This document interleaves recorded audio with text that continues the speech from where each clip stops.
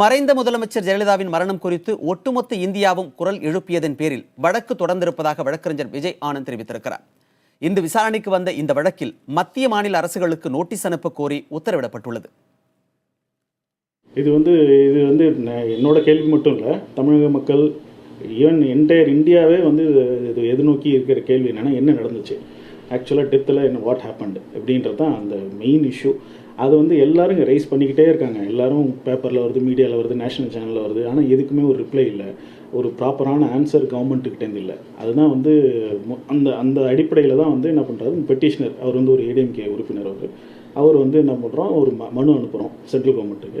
இந்த மாதிரி வந்து நீதி விசாரணை வேணும், கமிஷன் ஆஃப் என்கொயரி ஆக்ட்னு ஒரு ஆக்ட் இருக்குது. அந்த ஆக்டை இன்வோக் பண்ணி அதை பேஸ் பண்ணி சென்ட்ரல் கவர்மெண்ட் வந்து ஒரு கமிஷன் அப்பாயின்ட் பண்ணணும்.